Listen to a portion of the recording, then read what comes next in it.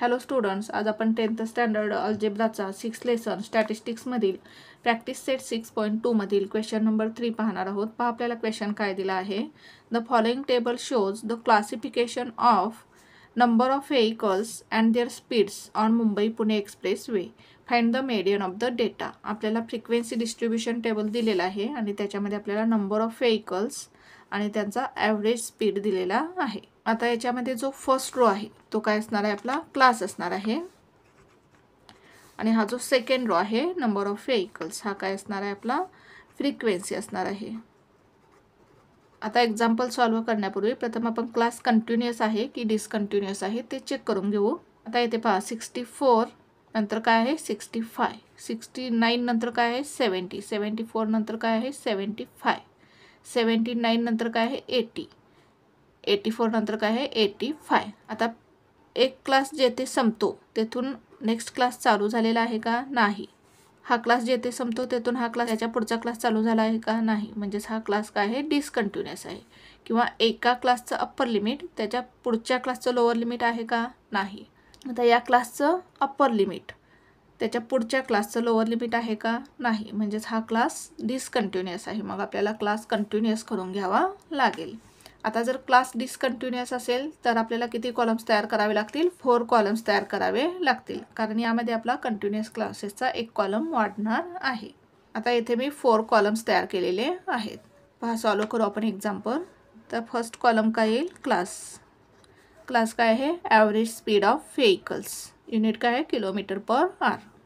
Average speed of vehicles kilometre per hour. त्यानंतर next column काय येईल कंटिन्युअस क्लासेस. त्यानंतर नेक्स्ट कॉलम काय असणार आहे आपला फ्रिक्वेन्सी.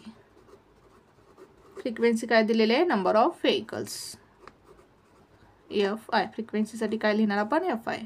लास्ट कॉलम काय येईल आपला क्युम्युलेटिव्ह फ्रिक्वेन्सी लेस दॅन टाईप. क्युम्युलेटिव्ह फ्रिक्वेन्सी म्हणजेच सी एफ. आता प्रथम आपण क्लास लिहून घेऊ. 60 to 64, 65 to 69, 70 to 74, 75 to 79, 80 to 84,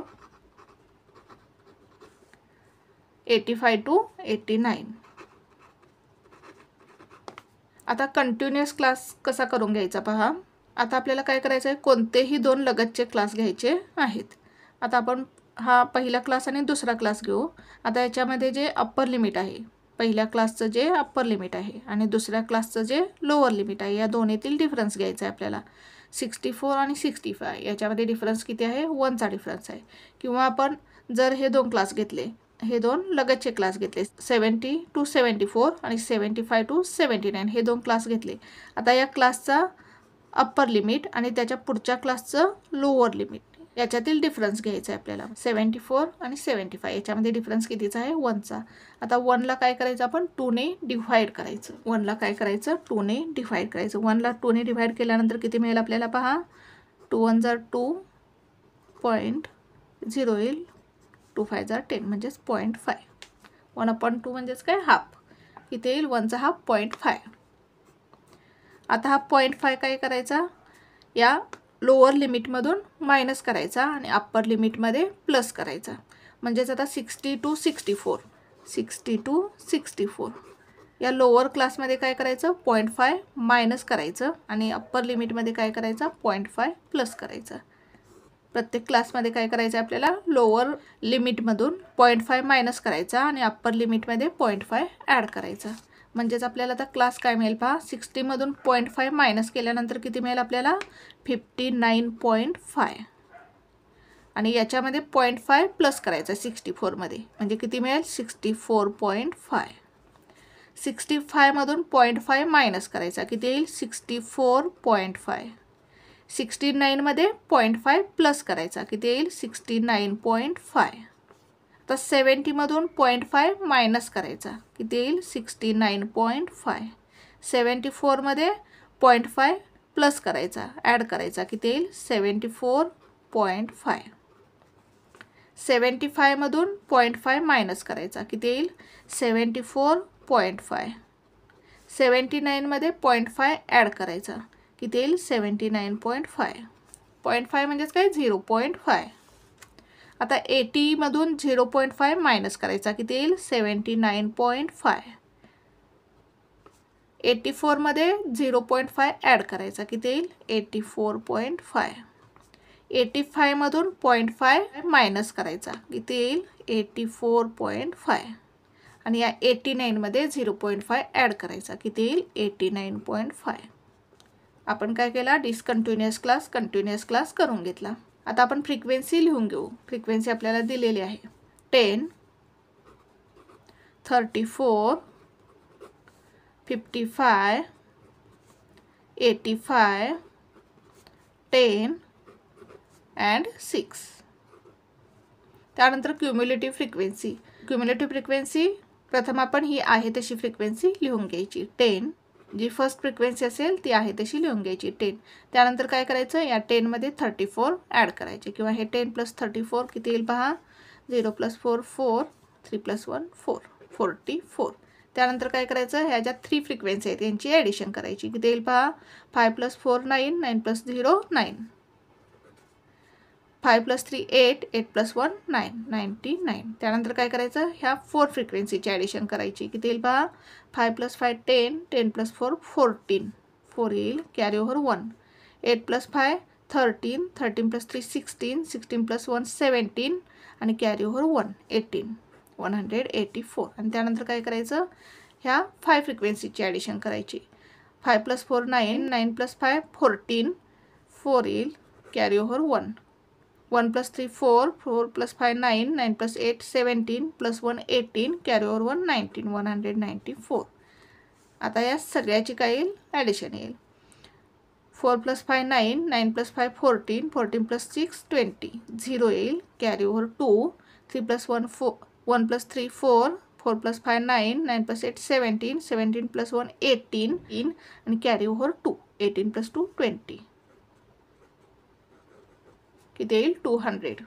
किंवा तुम्ही कसं करू शकताय, पहिला आहे तशी फ्रिक्वेन्सी, फर्स्ट फ्रिक्वेन्सी आहे तशी लिहून घ्यायची, त्यामध्ये नेक्स्ट फ्रिक्वेन्सी ॲड करायची, 10 + 34 किती येईल 44. त्यानंतर या 44 मध्ये नेक्स्ट फ्रिक्वेन्सी ॲड करायची, किती येईल 44 + 55 99.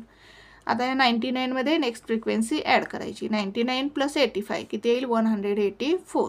या 184 मध्ये नेक्स्ट फ्रिक्वेन्सी ॲड करायची, किती येईल 184 + 10 194. आणि या 194 मध्ये नेक्स्ट फ्रिक्वेन्सी ॲड करायची, किती येईल 194 + 6 किती येईल 200. आता लास्ट कॉलममध्ये काय येईल, टोटल.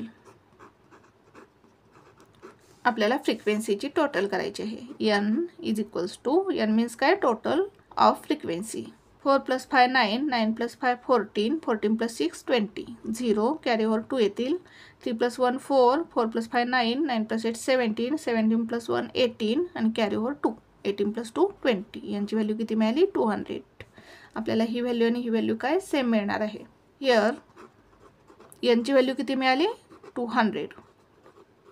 देअरफॉर आपण n/2 ची व्हॅल्यू काढून घेऊ. n/2 = यांची व्हॅल्यू किती आहे 200/2 किती येईल 2 1 2, 2 0 0, 2 0 0 100.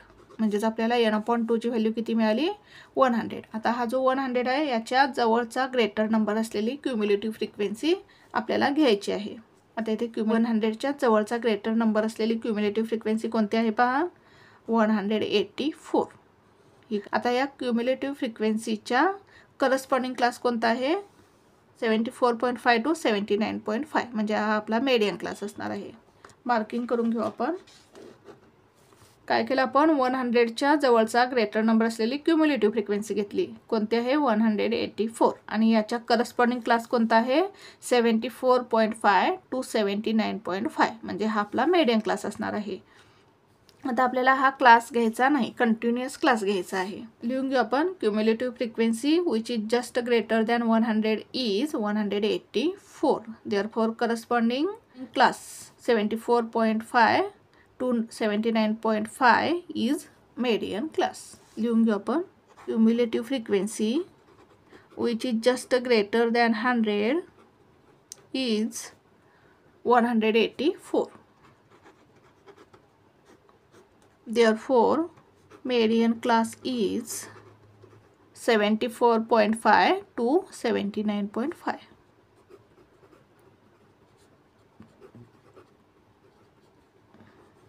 हा काय येईल आपला median class.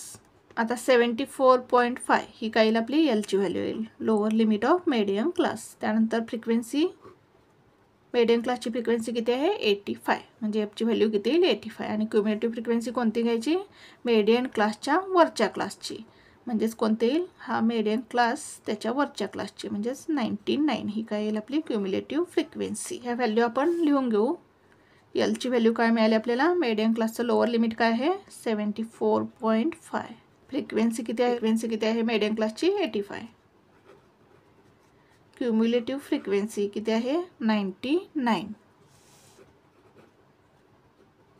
H is equals to, आता क्लास इंटरवल किती आहे, अप्पर लिमिट आणि लोअर लिमिट मधला डिफरन्स किती आहे पहा, 5 चा डिफरन्स आहे. 79.5 मायनस 74.5 केल्यानंतर आपल्याला किती मिळेल, 5 मिळेल.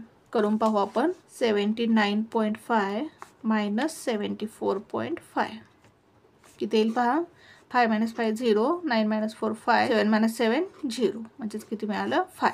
म्हणजेच आपल्याला क्लास इंटरवल किती मिळाला 5. n/2, n/2 ची व्हॅल्यू किती मिळाली आपल्याला 100. फॉर्म्युला लिहून घेऊ आपण. Median is equals to L plus ब्रॅकेटमध्ये n/2 minus CF upon F bracket complete into H is equals to, आता मेडियनसाठी येथे शॉर्टमध्ये मी M लिहिलेलं आहे, येथे तुम्ही मेडियन लिहायचं आहे. आता L ची व्हॅल्यू किती मिळाली आपल्याला 74.5 प्लस n/2 ची व्हॅल्यू किती आहे 100 मायनस CF ची व्हॅल्यू किती आहे 99 अपॉन F ची व्हॅल्यू किती आहे 85 ब्रॅकेट कंप्लीट इंटू H ची व्हॅल्यू किती आहे 5. पुढेच लिहू आपण. 74.5 प्लस 100 मायनस 99 किती येईल 1 upon 85 into 5 is equals to 74.5. आता इथे आपण भाग घालू. 5 1 जर 5, 8 मधून 5 गेले 3, 35 होईल. 5 7 जर 35, म्हणजेच किती आलं 1/17 प्लस 1/17 इंटू 1. 1/17 इंटू 1 केल्यानंतर काय मिळेल आपल्याला 1/17 मिळेल. आता या 1ला आपण काय करू 17 न डिवाइड करू. 1 डिवाइड 17. भाग जातो का नाही, 0 पॉइंट इथे 0 घेऊ. भाग जातो का नाही, ते 0 येईल, ते आपण 0 घेऊ. 17 5 जार 85, ते 10 येईल, इथे 10 येईल, ते 0, ते 9 येईल. 10 minus 5 5, 9 minus 8 1, 15 0 घेऊ. 17 8 जार 136, 10 तेथील 4, 10 minus 6 4, 4 minus 3 1, 1 minus 1 0. किती मिळाला आपल्याला 0.058. आता हा 8 5 पेक्षा ग्रेटर आहे, मग काय करू आपण, या 5 मध्ये 1 ॲड करू, म्हणजेच किती येईल 0.06. हा डिजिट जर 5 किंवा 5 पेक्षा ग्रेटर असेल तर या डिजिटमध्ये आपण काय करायचा 1 ॲड करायचा, म्हणजेच आपला आन्सर काय येईल 0.06 इज इक्वल्स टू 74.5 प्लस 1/17, म्हणजेच किती मिळालं 0.06. 74.5 प्लस 0.06 करू आपण. 74.5 प्लस 0.06 ॲड करू, ते 0 देऊ. 6 5 4 7 किती मिळालं आपल्याला 74.56, म्हणजेच अप्रॉक्सिमेट व्हॅल्यू किती येईल 74.56 म्हणजेच 75. म्हणजेच आपल्याला मेडियन काय मिळाला पहा, मेडियन इज इक्वल्स टू 74.56 म्हणजेच अप्रॉक्सिमेट 75. आन्सर लिहू आपण. Therefore the median of the data is 75 km/h speed of vehicles. अशा प्रकारे आपल्याला हे एक्झाम्पल सॉल्व करायचं होतं. पहा पुन्हा एकदा आपण एक्झाम्पल कसं सॉल्व केलं.